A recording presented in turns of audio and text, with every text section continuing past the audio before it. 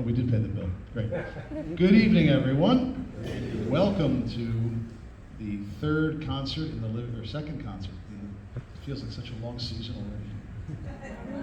Second concert of the Livingston Symphony's 2023-2024 season. Something Borrowed.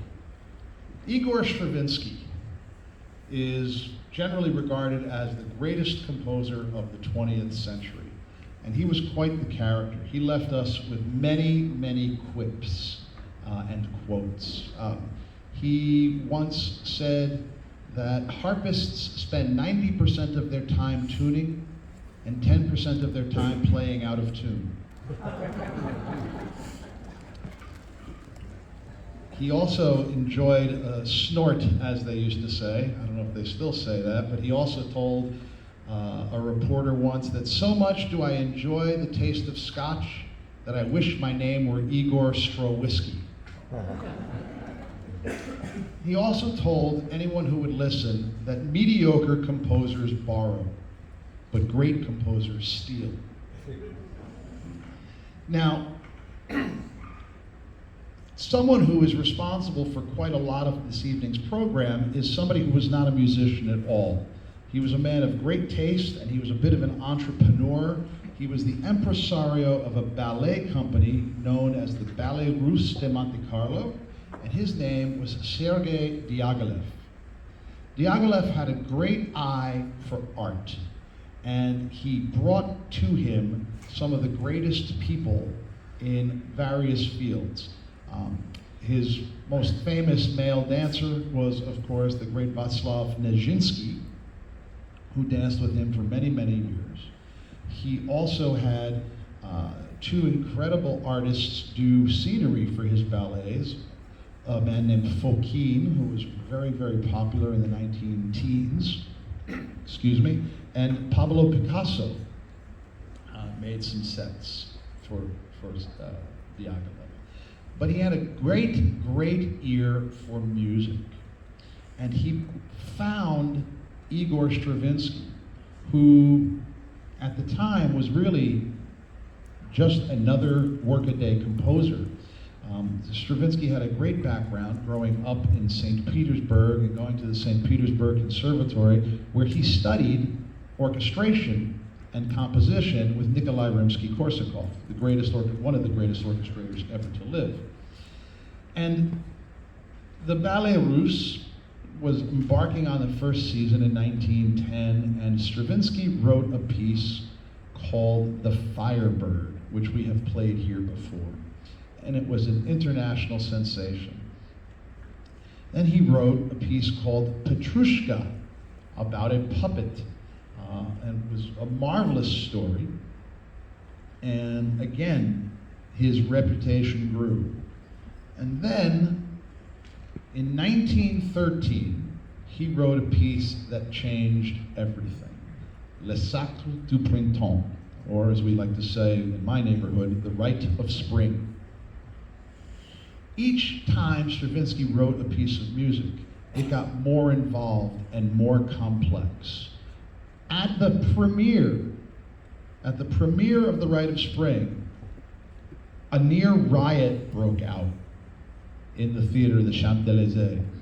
It is true that Nijinsky, who choreographed it, was standing in the wings, yelling out the counts to the dancers because the noise from the audience was so loud that they couldn't hear the orchestra on stage.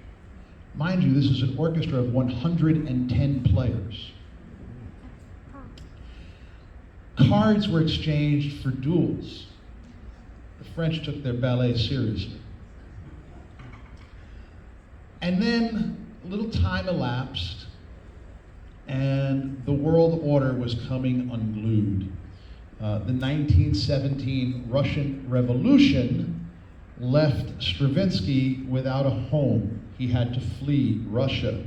And the events of World War I pretty much made the kind of art that Stravinsky was used to making a near impossibility. So he spent the war years in Switzerland, and he started experimenting with a new way of writing music.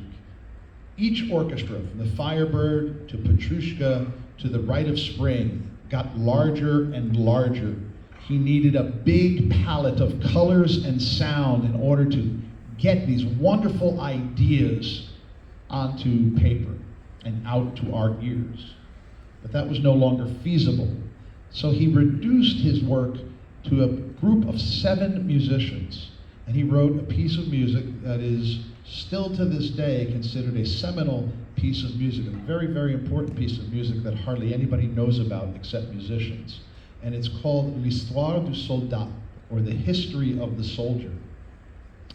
And it was a small group, as I said, 7 musicians, 3 actors, and that was it. It was a soprano voice and a bass voice from each of the family of instruments. So we had a violin and a bass, we had a clarinet and a bassoon, we had a trumpet and a trombone, and a percussionist who played a whole battery of instruments. And it's for narrator and these dancers. And Stravinsky said that the group was small enough that they could get into a bus and take it all over Switzerland. And that's how he made his meager living, one of the ways he made his meager living during the war. Now to come full circle with the stealing. It took a little while for Stravinsky to get back into mainstream life after the war. And Diaghilev was trying to get the ballet back off the ground, which was not easy considering that most people were broke and his primary backers had a hard time coming up with the money that he needed in order to mount his productions. So he reached out to a composer who's on the second half of our program, and who actually is the composer who created the piece that we finished last season with, Ottorino Respighi. Diaghilev asked Respighi to take some music by Gioacchino Rossini, the opera composer, and to rearrange it for ballet, which he did. More about that later. After Rossini did that, Diaghilev reached out to a Spanish composer named Manuel de Falla and had this great idea to write about a piece of music about the music of a man named Pergolese. De Falla was interested but unavailable. And then he remembered his old friend Stravinsky. And Stravinsky didn't want anything to do with it. And finally, through the power of persuasion, Diaghilev got him to write the score, and he fell in love with the music, and he created, yet again, a whole new genre of music. Up until now, we've had the Baroque period, we had the classical period, we had the Romantic period, we had the contemporary period. Now we had, thanks to Stravinsky, the neoclassical period, which was wrong because the piece that he created was based on Baroque music. So it really was neo-Baroque music. But more about that later. Diaghilev presented all of this wonderful chamber music to Stravinsky and told him it was by Pergolese, Domenico Pergolese, who was very, very famous in 1643. So famous that he didn't write any of the music that was given to Stravinsky, because people used to put his name on their pieces to sell it. It turns out that most of the music that is used in Pulcinella was by a man named Domenico Gallo. And Stravinsky took this wonderful old music, and much like Andy Warhol did with his renditions of the Mona Lisa, how many of you know what I'm talking about? Andy Warhol took prints of the Mona Lisa and he threw acid on them and he threw colored paint on them. And he took a very middle of the 20th century look at a very old piece of art. Well, Stravinsky did it first. Stravinsky took this very old music, and rather than change it incredibly, he changed it just a little here, a little there. Which leads me to say that Stravinsky is in the details. For the most part, the melodies are unchanged, but it is filtered through Igor Stravinsky's early 20th century eyes and Igor Stravinsky's early 20th century sensibilities. Now we're going to do something tonight that's a little different for us, and that we are going to play a version of the piece that is the first movement of Pulcinella. We're going to play the original piece by Domenico Gallo, so that you can get an idea of what it sounded like in Gallo's time, and then what it sounded like in the mind of Igor Stravinsky.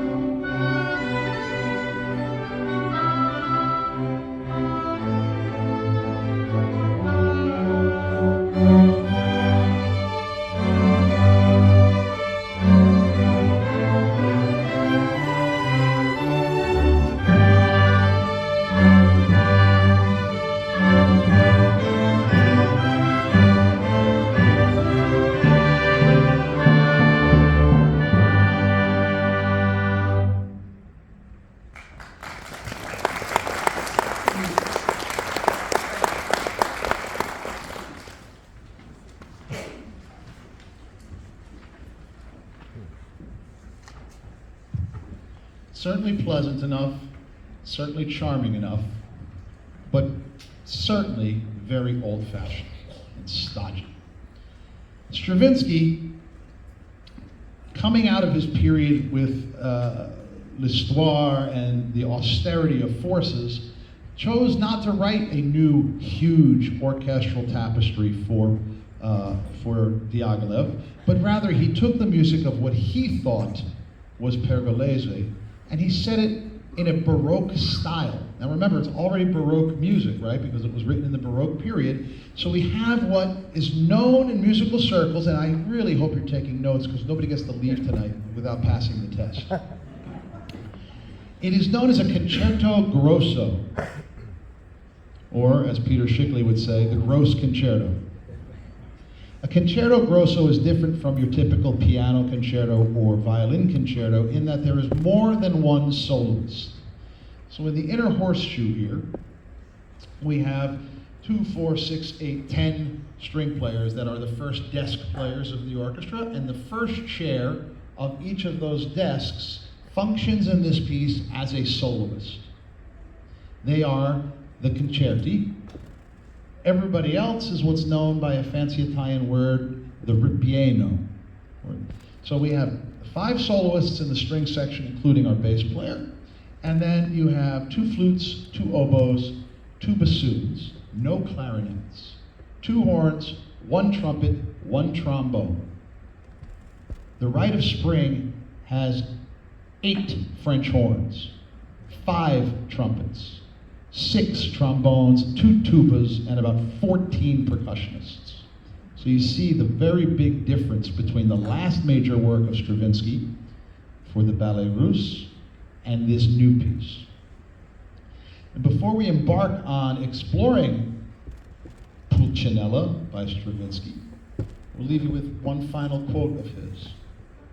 Stravinsky said in an interview after Pulcinella was premiered that the only piece of music of Pergolesi's that Stravinsky liked was Pulcinella.